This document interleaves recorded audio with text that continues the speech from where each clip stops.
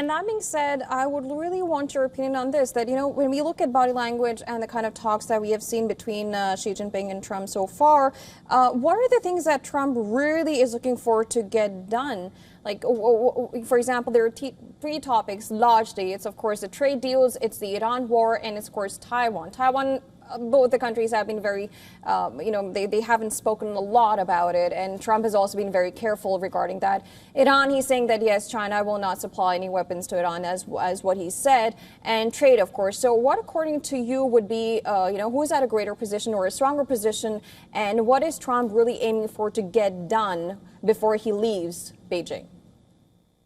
So with the delegation and the way the lead up has been done, it seems that Trump really sees this trip as a economics sort of trade trip. But the fact that we haven't seen any announcement yet, maybe there'll be some later on, suggests that, perhaps they're not quite there yet. I mean, despite Trump sort of showcasing the leadership of American enterprise. So that's what we're looking at. I mean, in terms of the Taiwan and all that. So far, I mean, if you look at what Secretary of State Marco Rubio has put forward, there doesn't seem to be much movement there.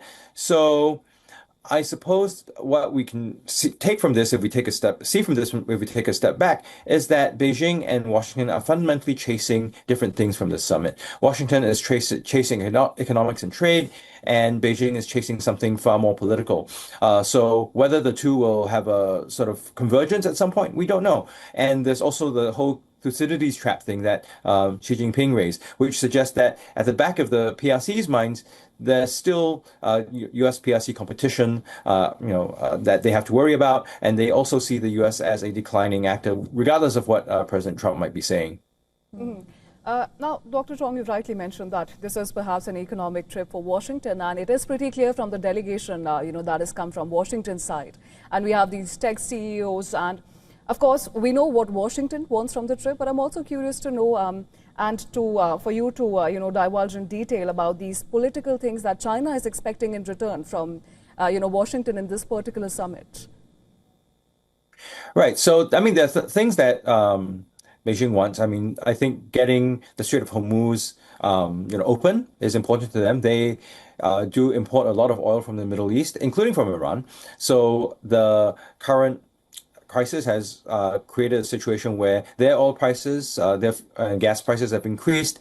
Helium, which is an important refining byproduct, is important for semiconductor production. That's become an issue as well. Also aluminum. So these are things that China wants to get done. But they are economic, but they need some political solution on Iran. So that's why I think Xi says they're going to help with Iran. But ultimately, whatever access, engagement, encouragement, and even arm twisting that Beijing puts forward, it's Tehran's call. So they can help, but how much they can actually deliver, we'll have to see. On the Taiwan side, the long-standing U.S. policy is to sort of look at Taiwan as something that's distinct, that they will not discuss or negotiate about Taiwan with the PRC.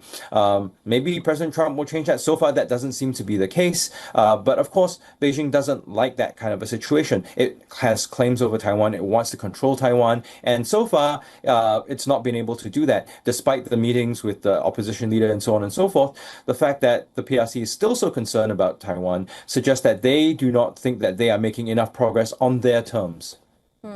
And that being said, regarding the Taiwan issue, how do you think countries like Japan or South Korea or the Philippines will be looking at this meeting?